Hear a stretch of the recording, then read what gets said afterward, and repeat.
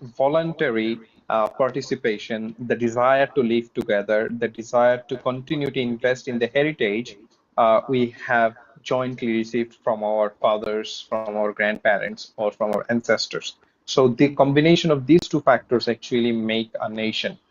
However, this is very exclusive version of nationalism according to Renan. There are other more expanded version of nationalism given the definitional diversity that we have in nationalism. So this slide we will also see that three different types of nationalism. So Shine in 2009 writes about a nation. So according to the author, a nation being a community of people who share language, culture, and a sense of common history and destiny. So four variables. What are the four variables that bind four people of a community together? Language, culture, history, destiny. Destiny refers to future.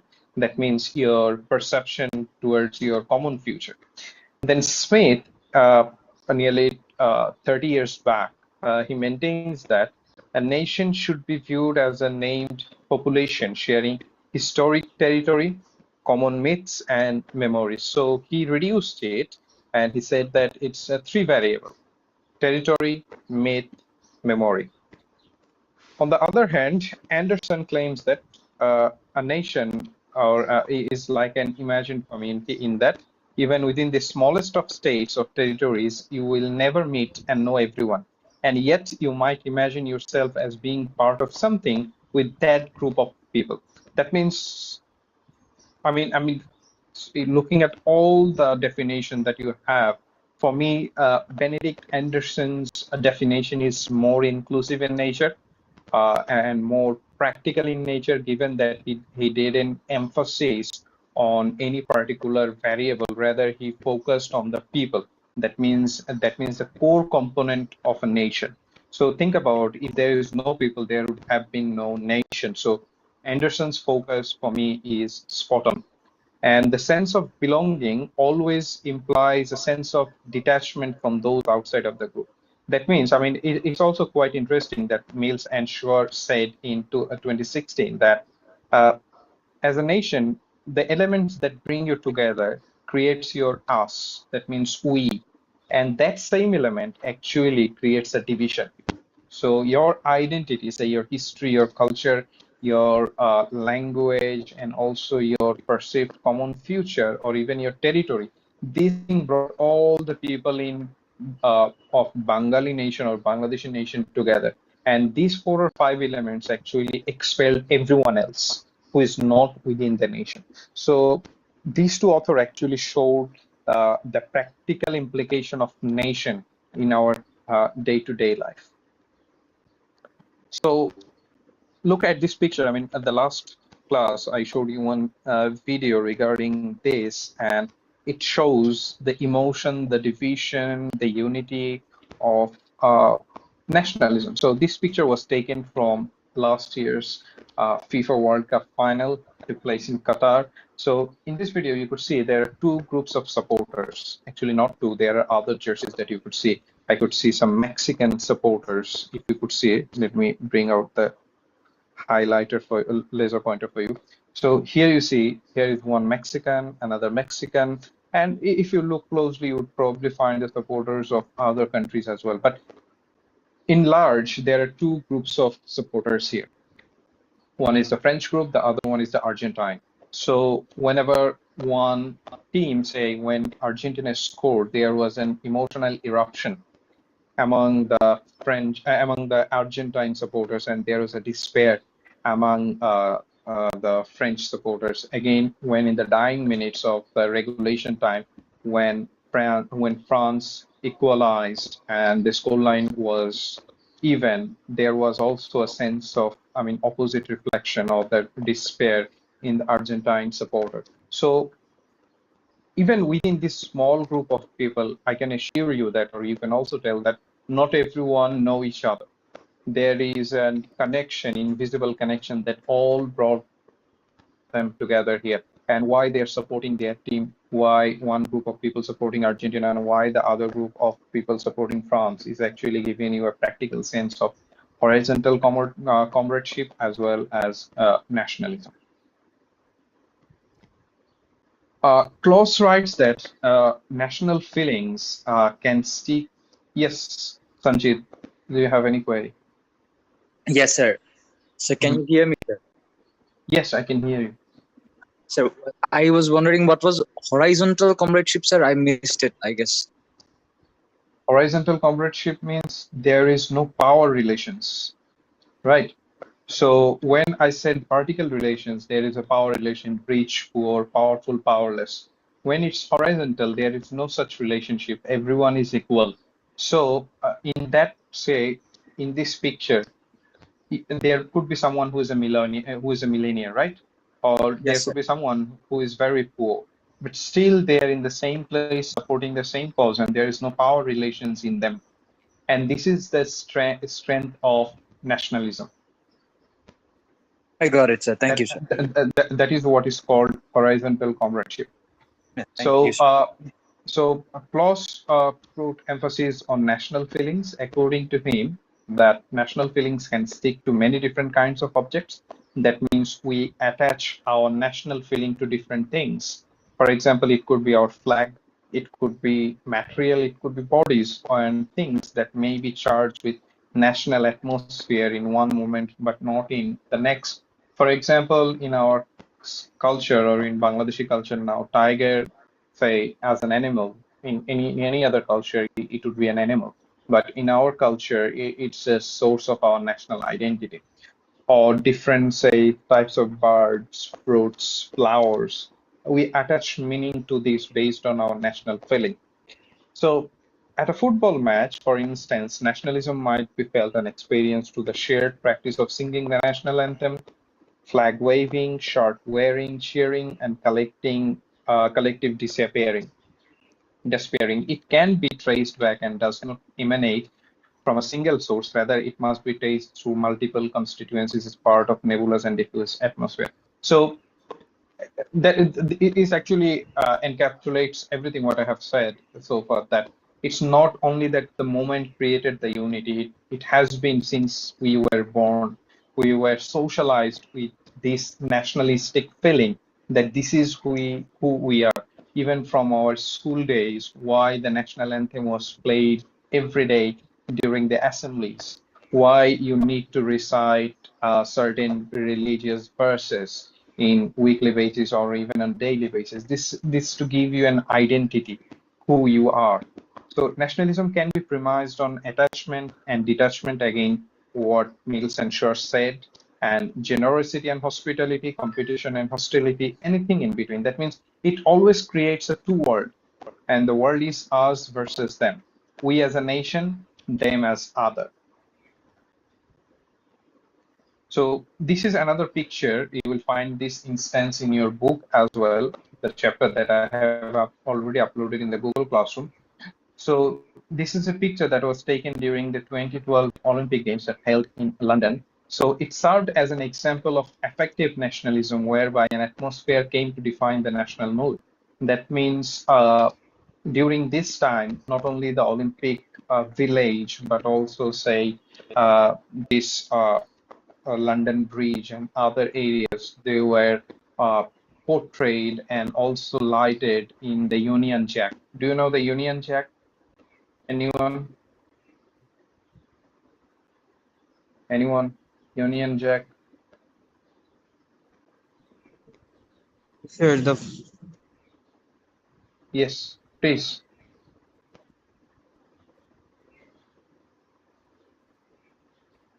Hello.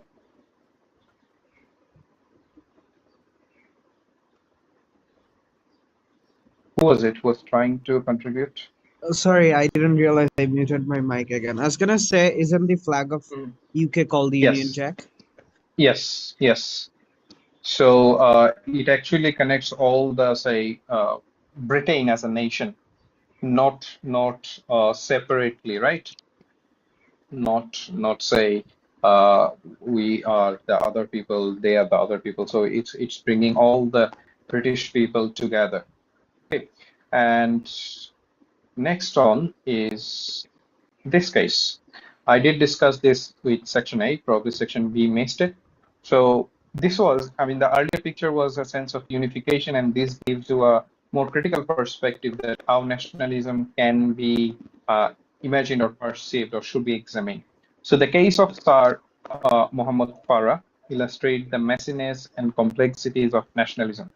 So while he was celebrated as one of the greatest British athletes or the long run sprinter, his status as a Somali-born British citizen revealed anxieties about difference. His origin and his route to UK and his citizenship raised some interesting issues regarding nationalism and also citizenship. Can anyone from Section A elaborate what did I say on Sunday regarding this case about his origin, about his way to UK, his citizenship, his achievement, and everything? Anyone who could remember about the case of Muhammad Farah? Yes, sir. He was born We were, Somalia. His Yeah. dad died in a war, and he was trafficked to UK. And then later he Mhm. became athlete. And Mhm. he was suggested by his advisor that he should not reveal his true identity about being born in Somalia, and his UK citizenship might be cancelled. But later, his UK citizenship wasn't cancelled because he was contributing to their popularity and he was being celebrated. Yes. So what his lawyer suggested was that not to reveal his Somali island because that may prompt the Home Office to revoke his nationality, British citizenship, in other words. But later the Home Office confirmed that no, we would never do so because you brought pride to the British nation and you were a symbol of our British, say, what is it, achievement to the global stage. So how critically can you look at this case that yes, this was the case, but how can we take this Muhammad Farah's case to explain the two sides of this nationalism? Anyone? Because I said that nationalism can bring you together and can also create division within the society. Can anyone?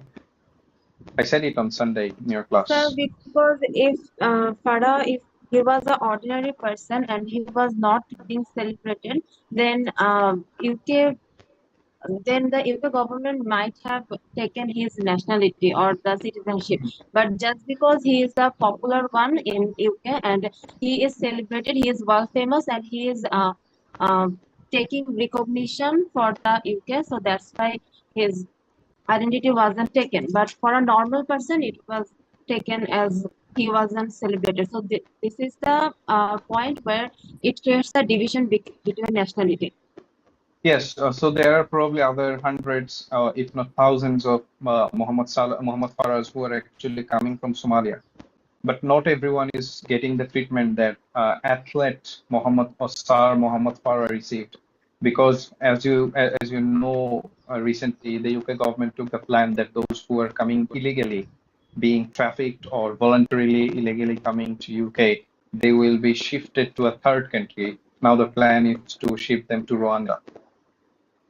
So why there is different treatment when it comes to more skillful individuals who actually add to the British history, British culture. And it's also true if you look at the British or the English cricket team, English football team, there are many citizens who didn't have their origin at all in the UK, but they were given their citizenship immediately without any delay because of what they could offer to the British nation. On the other hand, there are other people who doesn't have those things to offer. They were immediately taken off their appeal for citizenship in the UK. So this is the differential treatment that you need to look carefully when you discuss about nationalism and identity. And related to that 2012 Olympic Games, so as you could see, he was a former British Prime Minister. What is his name? Can anyone please tell me? No one? No one? His name is David Cameron. So he is also currently serving as a cabinet member in Rishi Sunak's government. So the former Prime Minister David Cameron returned to Olympic Park in 2014. I mean, just 2 years later, after in the university in Glasgow, which is Glasgow Caledonian University, after the Olympic to make his speech on the Scottish referendum. So Prime Minister used his speech, I mean, this photo, as you could see, at Olympic Park to make a personal plea, that means personal appeal or request, in run-up to Scottish independence referendum. That means he trying to make the Scottish people understand that what they are trying to do, that means getting independence or self-rule or autonomy from Britain is going to hurt the unity of Great Britain. So he urged people across the country to pick up the phone to friends and family in Scotland to urge them to vote against independence in September 2014.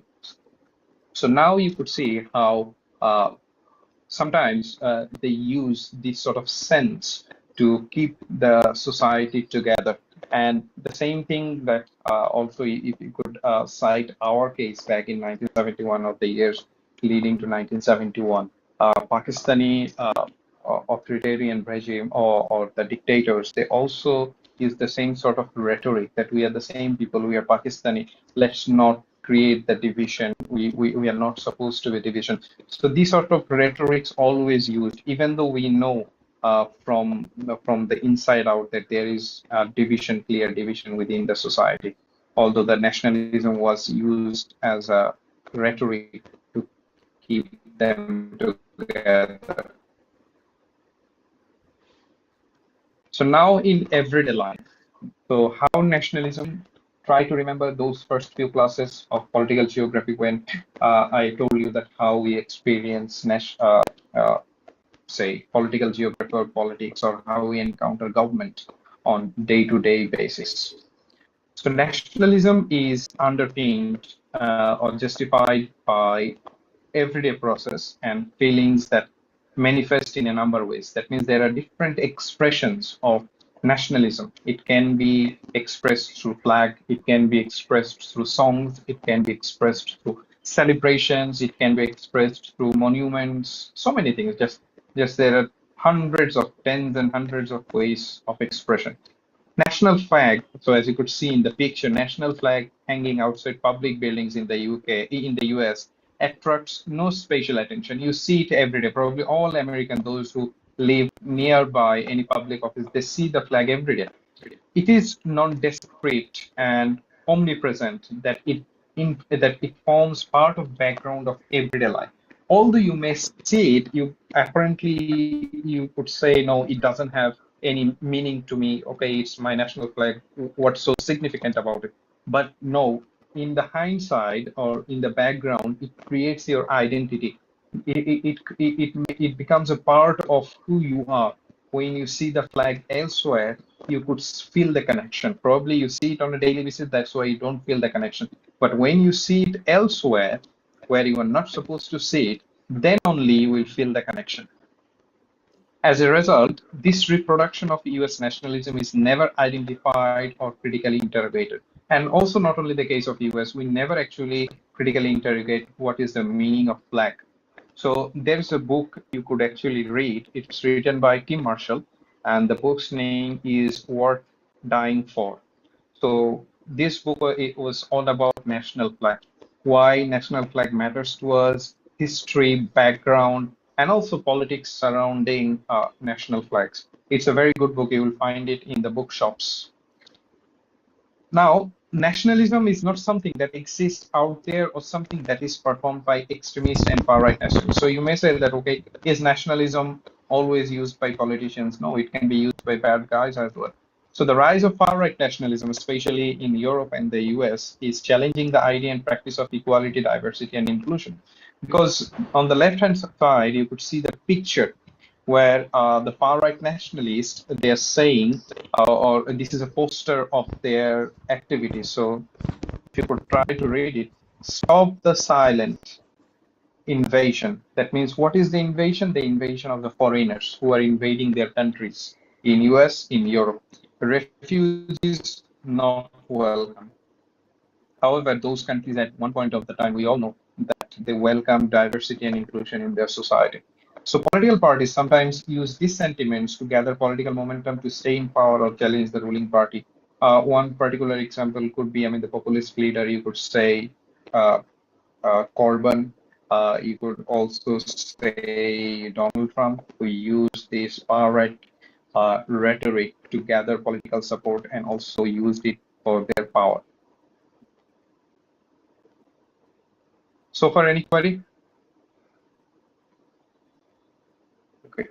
So everyday object and practice that we see, other than those monuments, songs, and everything, you could see the coins, banknotes, street names and signs, postage stamps, and weather forecast help to highlight how the nation is continuously flagged to population. That is how nation is continuously flagged within it. So just to give you a very recent example, when the cyclone Remail was about to hit our country, how many of you checked different websites, say for example, Windy and other, which is very popular nowadays, to check where that cyclone was heading towards? Which part of Bangladesh is it going to hit? Or the locality that I'm living, where it's going to cross my locality.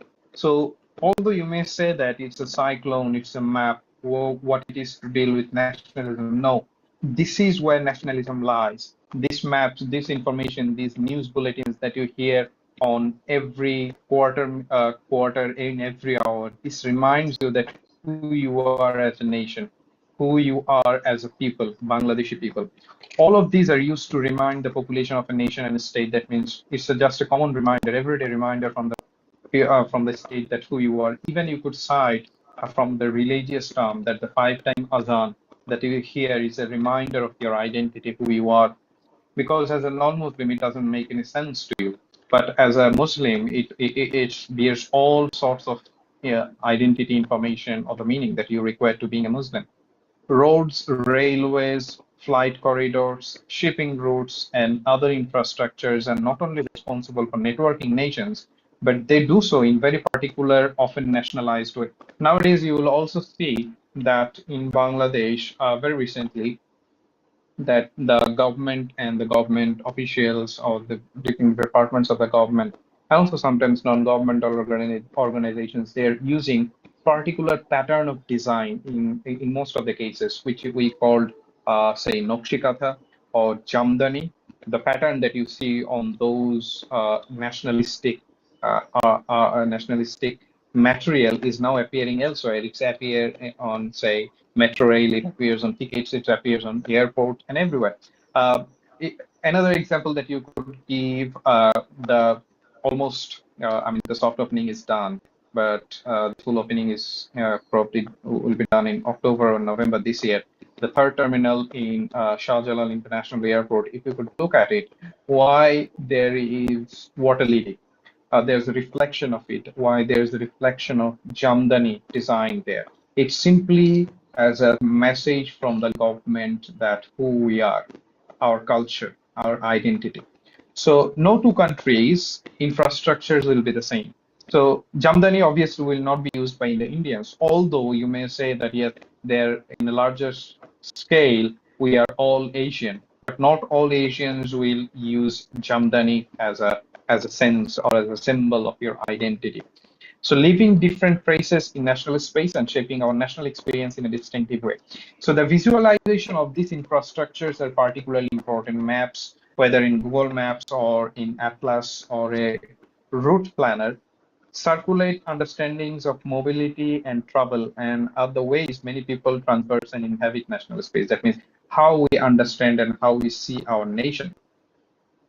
I have also shown you this picture last day. So it's a picture that was taken from Turkey, where a group of females, probably who are on their way to home or have their escape here in front of Hagia Sophia. It's a symbol of Turkish society that it represents.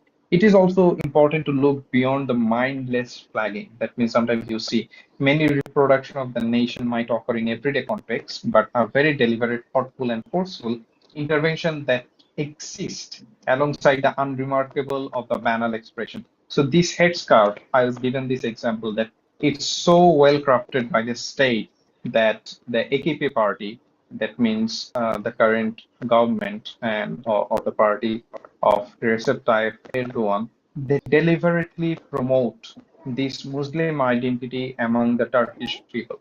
So what his government did is, first of all, lift the ban on hijab. That means there is no ban, there is no mandatory regulation that you need to wear hijab, but it's encouraged by the government policies, by the, say, the president's speech or his cabinet speech, or even there's a message that as a Muslim or as a Turkish people or as a Turk, you must wear hijab if you are a female because it bears identity for you. And the politics of veil in Turkey, it can be cited as a case here. Both ruling party and opposition party want to restore women's right to wear Islamic headscarf. Although Turkey has long been struggling to have their place in European Union. Now, why science matter? Why language matter? So the campaign in the 1960s and 70s. So this picture, as you could see, it's from Wales. The first thing that you could see, it's written here, "Welcome to Wales," but on the top, it's written in Welsh language. And also in the sea, they all write in Welsh language, even write safely is also written in Welsh. So there's a campaign in the 1960s and 70s for bilingual road sign in Wales as a form of everyday heartfelt nationalism. That means it was a common protest, not only supported by the politicians, but also by the common people. Some people may not have noticed or cared, but for others, single language English sign was seen as an effort, effort to Welshness and Welsh language. That means if we have only one language, say English, then the Welsh people, they believe that it would actually hurt their national identity. That means who they are. That means their Welshness is being cut off. So that's why this protest or this campaign started in 1960s and 70s. Now, everywhere you go in Wales, you will see there are two languages. The first language they will use is their Welsh language, and the second one is obviously English. But from the outside, you may see that, okay, they are all people from Great Britain. What's the problem if they use English as their common medium of communication? Yes, it's still true that 95% Welsh people still communicate in English, but it's the Welsh language they believe that is the identity, is their identity. Again, they are not using the three lions, as you could see, it's dragon, which is also a part of their identity. The previous monolingual English signs were seen as an oppressive imposition of Englishness on Wales. That means it's an imposition by people from England who are trying to impose their culture on the Welsh people.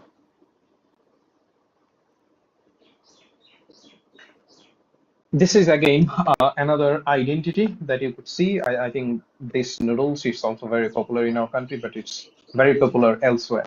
It is a practice that binds a nation as a collective identity and emergent society outside the national territory. That means it's not, it would be incorrect to say that your sense of nationality only works within your territory. It can go out, it can go anywhere with you like any other thing.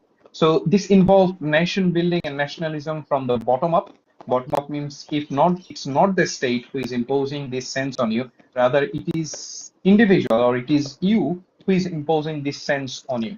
So strategies to disengage with South Korean migrants, North Korean language schools, churches, restaurant shops, and associates provide space to practice being North Korean. So you could see these people, sometimes, we all know that there is a difference between North Korea and South Korea. So those people who are coming from North Korea and staying in UK, they use their own language to bring those North Koreans under the same umbrella that, yes, you will only find North Korean food, North Korean culture, North Korean, say, language in this space. So here it's not the state. Obviously, the North Korean government did not establish these shops in the UK.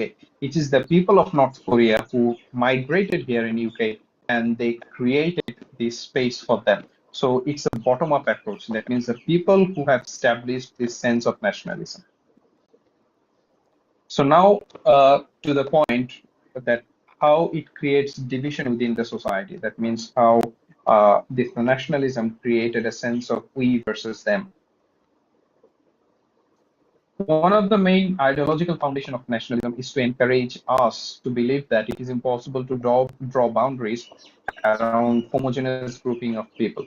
That means whoever belongs to within our group is our people, and whoever lies outside the boundary is not us. So 9/11 was a watershed moment in refining ideas of American nations and American nationalism, and this took place against an outsider other. So this case was discussed many a times throughout the semester in this course, that how 9/11 used not I mean used in political geography.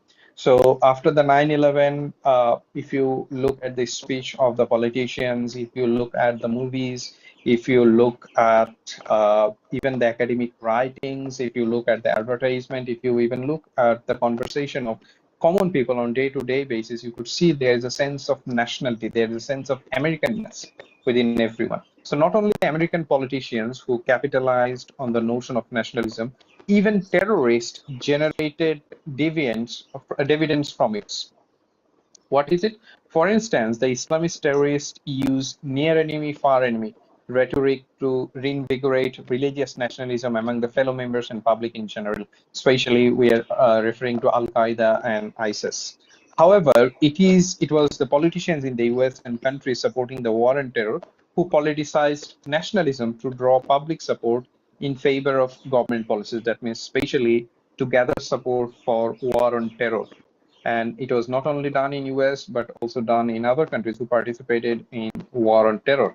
So these are some of the key points that was highlighted soon after the speech that George Bush given in front of the American people in the aftermath of 9/11.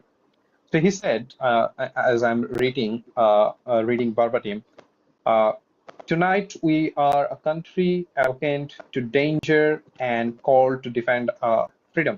So remember or look at the words that I highlighted in red color. This what influenced people, mobilized people to get the Americanness.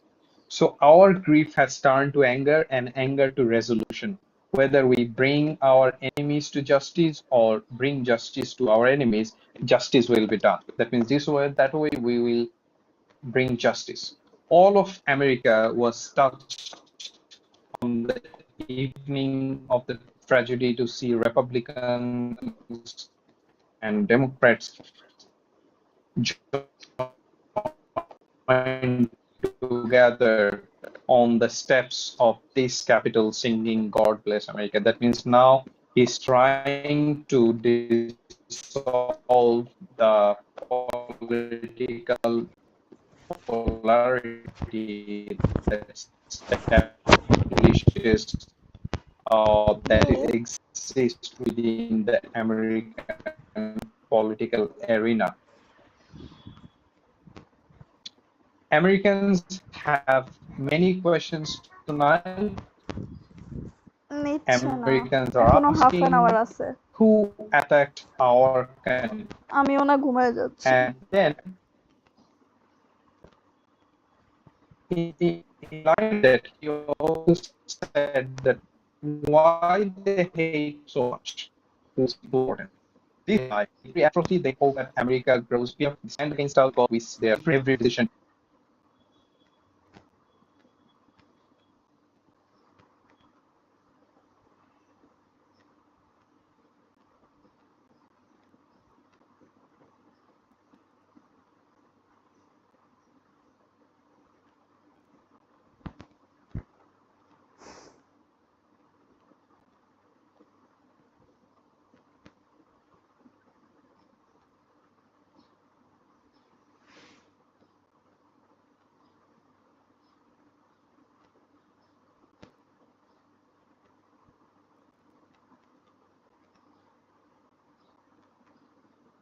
Am I audible to you now? Yes, sir. Yes, sir. So how long could you actually listen? Could you listen the full speech that I said? Of The last 3 or 4 minutes, your voice got distorted, sir. how long?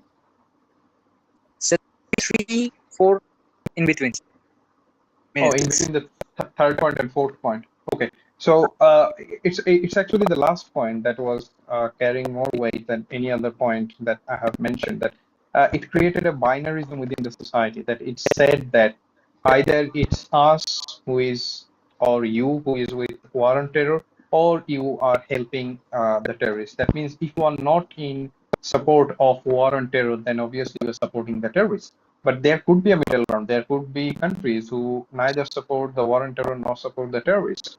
So with this politicization of us versus them, he not only fueled American nationalism, but he also created a binary within the international community, that the international community is actually divided in two groups. One is supporting the Islamic group or the terrorism, and the other is up against the terrorism. So it became very difficult, for example, to voice any critical opinion of American and the subsequent war on terror in the immediate aftermath of 9/11, especially the influence of this speech, national speech that he has given. Effective nationalism thus is made through effective economics of fear and love. In this case, this was love of country and fear of other. That means nationalism can be made so it created a sense of love, and when you love something, there is a fear attached to it. That means, what if I lose it?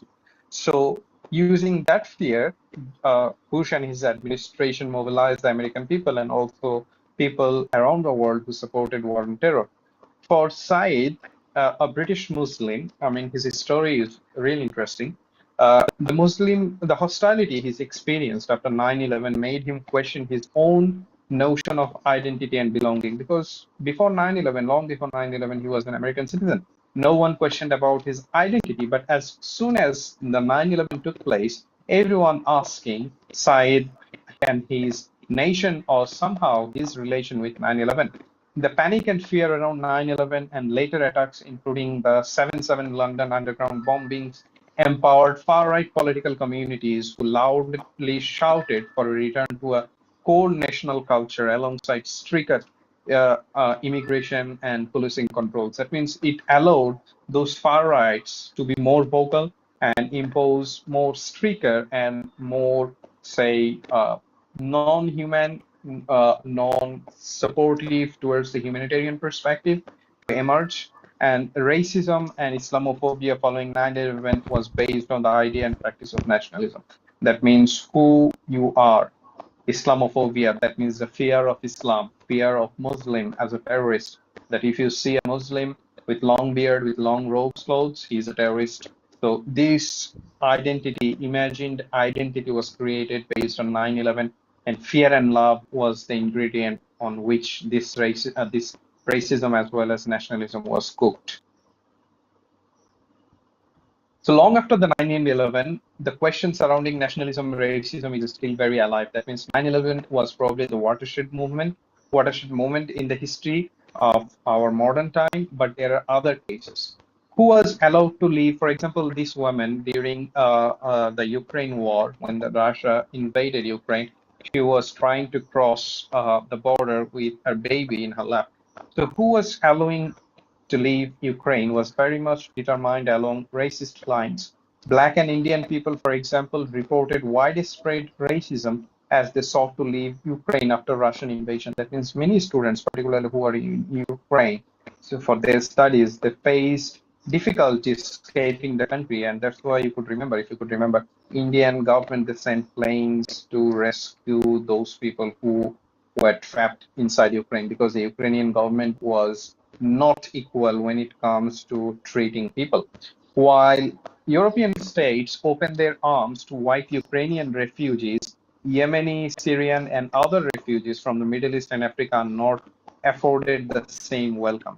That means now you see how the Western Europe is so open-armed when it comes to Ukrainian refugees.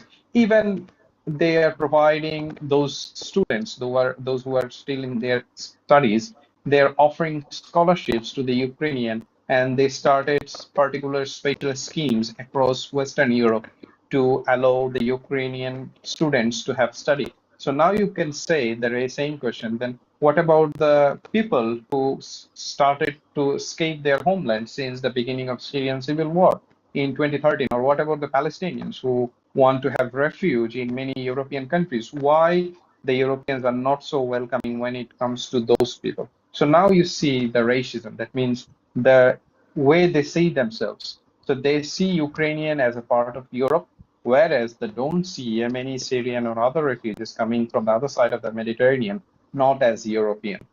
And that's why you will also see different treatment. The Turkish people, how they treat the European, how they treat the refugees, and look how the Polish government, or look how the Greece government, how they treat the refugees in Europe. So the bottom line is this: white bodies are clearly privileged. So that brings us, again, takes back us to the politics of colonialism or the post-colonial geopolitics. If you could remember, where we learned about the black geopolitics, brown geopolitics, but the color or racism actually matter. That means how color used as a borderline. And again, another part of the world, Rohingya refugee crisis in Myanmar is premised on underlying assumption of self and other belonging and exclusion. That means what was the basis of Myanmar government of expelling or force to leave those people from Myanmar? It's based on their identity, who they are, what is their language, what is their religion, what is the color of their skin, what could be their suspected origin. So all of these created boundary and binarism. Now, what is beyond nationalism? That means what can be perceived after discussing all this, that how nationalism can unite people, how it can work for togetherness, and how it can also create a sense of disparity. So nationalism is a powerful social construction. Remember, it is not something which existed before in their nature, but it's rather who human, based on their social interaction, created it. It infuses life across multiple scales, from national to everyday life, and also to regional level. So the regional level, you could give the example of Syrian refugee crisis and the Ukrainian refugee crisis that I have given to you just moments back. National futures are not set in stone in any context, leaving room to imagine how they might be otherwise, premised on inclusivity and generosity as much as suspicion and aggression. That means how I see my future in my country, or what would be the future of my country. Sometimes you may say, my country would be better off if we include people from different backgrounds. On the other hand, if you are more far right or if you are more conservative, you will say that no, I don't want inclusivity. I am actually suspicious about those outsiders, and I want very strict and aggressive movements or aggressive rules and regulation and practices from the government, so the integrity of our society remains intact. A politics of hospitality that is reciprocal and grounded. That means when there's a sense of humanity rather than nationality, that means going beyond nationalism can actually minimize this binary. That means us versus them. If we consider everyone as human, not looking at their colors, not looking at their origin, not looking at their language, not looking at their religion. If you even look at the preamble of United Nations Charter, or even the United Nations Charter on Human Rights, if you look at all of these, the preamble always suggests that it will treat all human irrespective of their identity, irrespective of their background. That means irrespective of their sex, identity, religion, creed, caste, I mean, all sorts of distinctive nature. Hospitality at national level can take place through diplomacy. That means how can we welcome people? It could take place through diplomacy.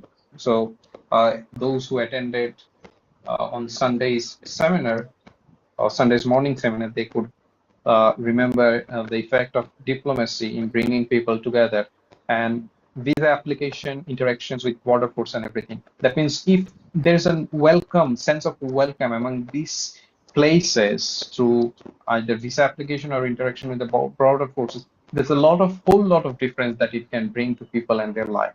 So campaigns like a refugee welcome in response to the Mediterranean refugee crisis in 2014 is one example of how campaigners sought to challenge the national narrative in the UK around who is welcome and who is not welcome. So what it is. Have you heard about kilt? Anyone? Have you seen this?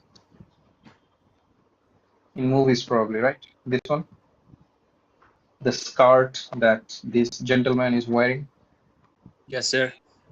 It's called I mean it's what I should say, it's one of the founding bricks of Scottish identity. It's called kilt. Don't ever call it skirt. So it's their national dress. Obviously, men wear it, and there's a piping when they go and they make noise, they make music, and it gives them a sense of nationality.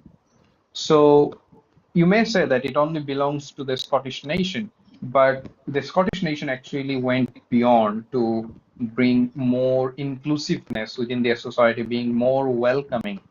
So what it is, in 2012, for example, an Islamic tartan means this texture of cloth, was created in Scotland. Tartan is the national dress of Scotland and a symbol of Scottish nationalism and identity. The Islamic tartan, as on the left side of the picture, a woman is wearing, as you could see, around her head and the neck, was created to acknowledge that many Muslims in Scotland identify as Scottish national, and thus it was intended to celebrate the community with dual heritage. That means, what is the dual heritage? Again, taking back you to the earlier slide, dual identity. That means they are Muslim and they are also Scottish, because by nationality now they are Scottish, and try to overcome intolerance and cultural discrimination.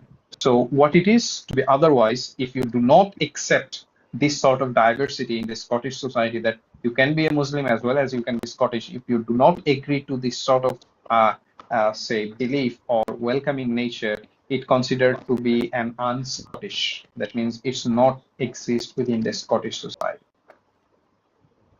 That's all. If you have any query. Anyone? No one? No other query?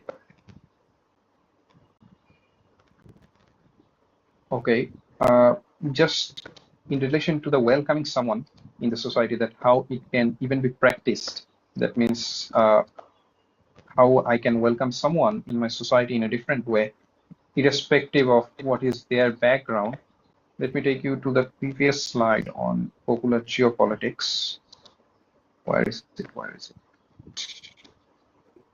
Yes.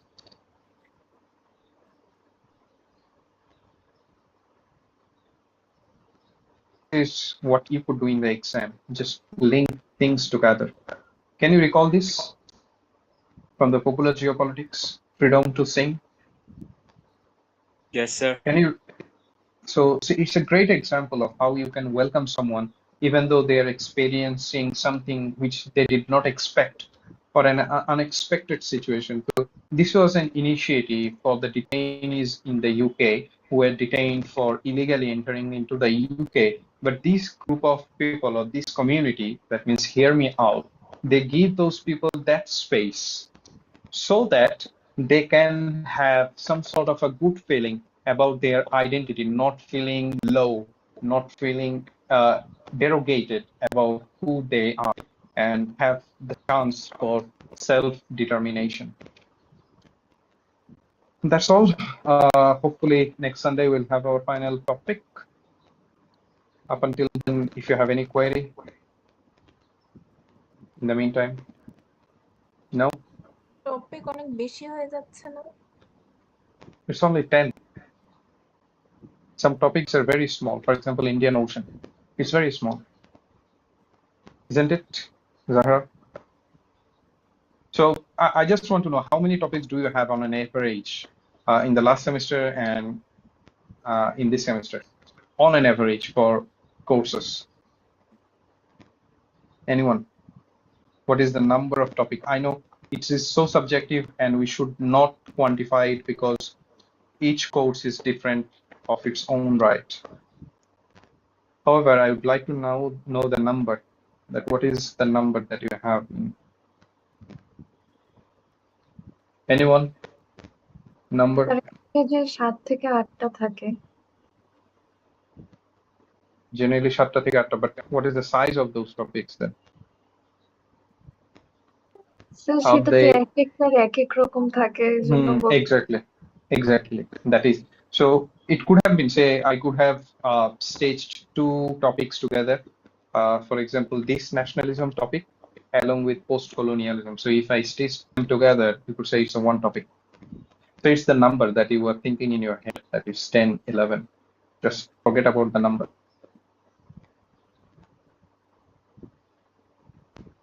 And again, please check your portal today.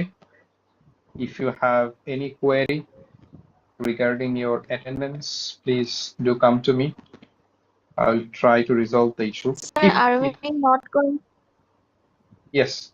Sir, are you Yes, not ma'am. going to have classes on 4th June? I mean, we are supposed to have classes until 6th of June. Yes, 6th of June, but I will, because today is our 27th class, Sunday it will be 28th. So I would not like to stretch this further, but if you have any queries, say if you have problem with any specific topic before the exam, I could arrange one extra class. Okay, but from next Tuesday, I mean on the next Tuesday, which is 4th, there will be no online class. Sunday will be our last formal class. Okay. Okay, section A. Nafisa. Present, sir. Bushra.